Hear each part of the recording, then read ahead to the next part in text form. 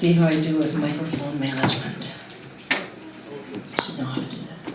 Well, this is not the whole story. I'm going to tell the part that I have time to tell. The day that I met Betty, I was rushing to get ready to meet friends for happy hour in downtown Minneapolis. And the lighting in my bathroom was not great, so I had to lean way over the sink to put my makeup on. My forehead was practically touching the mirror, and my stomach was creased against the granite edge of the vanity, when suddenly I felt a hand on my chest push me backwards. I stumbled a couple of steps until my back hit the bathtub enclosure and rattled the sliding glass doors. I was about to step back to the mirror when my body whirled itself to the right, and my palms and forehead found the back of the bathroom door, pushed it shut. And then I burst into tears.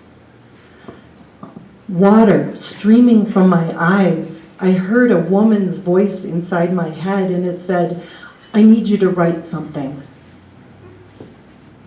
"I can't, I'll be late," I thought back to the voice, my forehead still pressed to the bathroom door. "Now," she responded. "Who are you?" I asked her out loud. "I'm Betty," she said. "Betty, why am I crying when I'm not even sad?" I asked her. She laughed. "Because I am the water," she said, and in my mind I saw blue, swirling, sparkling, a fresh blue like the sky, but it was water. And I realized then I knew who Betty was. My tough guy friend Andy, a former military policeman, now the father of two and chief technology officer at a printing company, had mentioned her. Betty was Andy's mother, and she died when he was 6.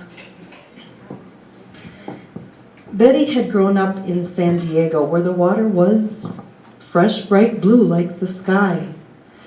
Not like in Canada, where the family was living when she died. There, the lakes are most often steely gray, a reflection of the ever-present clouds. Andy resented his mother.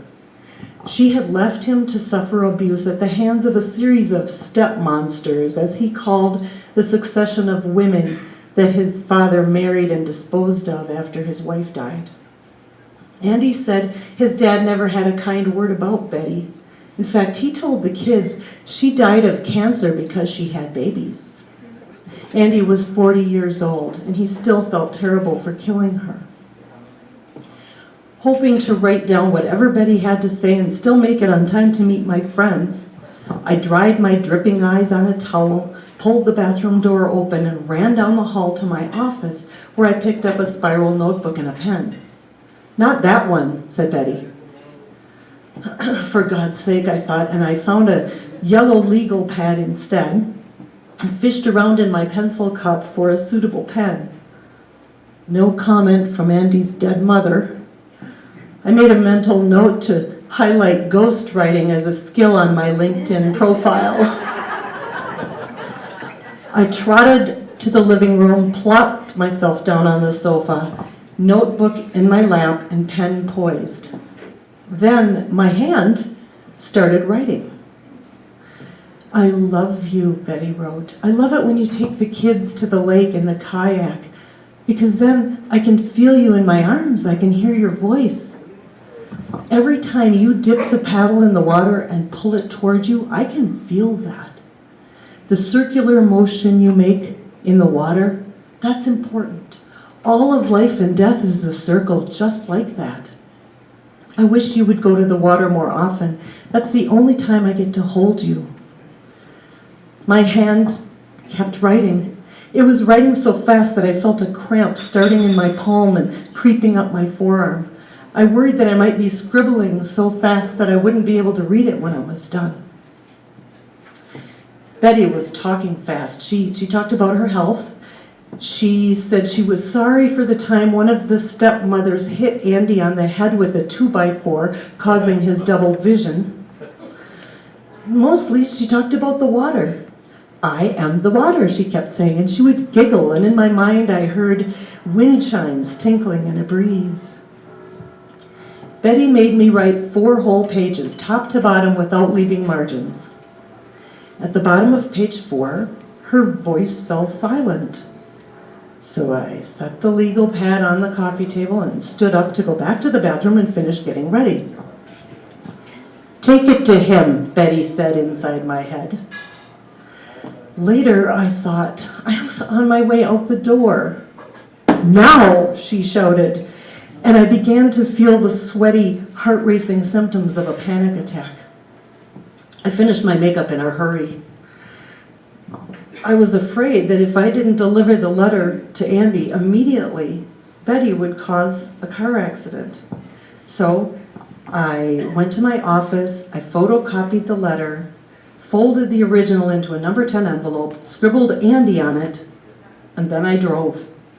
By some miracle, it took me only 20 minutes to reach Invergrove Heights, where the printing company that Andy works was. And I pulled up into the parking lot, and there was Andy, a tall blonde soldier in a smart gray suit, leaving the building and walking to his car. Betty had timed the whole thing perfectly. I pulled up next to Andy, who said, "This is a surprise." I handed the fat envelope out the window and I said, "Here, this is for you, but don't read it now, wait till you get home." Andy's military police alert system kicked in. He took the envelope from my hand gingerly as if it might contain explosives. "What is this?" he demanded. "It's not from me, I'm just the courier," I said, and I rolled up the window and drove away. 5 minutes later, I'm still in my car, I get a call on my cell phone. It's Andy, and he's sobbing and pounding the steering wheel. He had never left the parking lot. "When did you write this? How did you know these things? I never told you these things," he said. I did my best to explain what had happened in my bathroom, and that Betty had brought me tears to explain that now, after death, she is water. I said writing for Betty had felt urgent, as if through a portal about to close. "Hey, I certainly didn't make any of this up," I said to him. "No," he said, "no, you couldn't have." And that's all I have time to tell.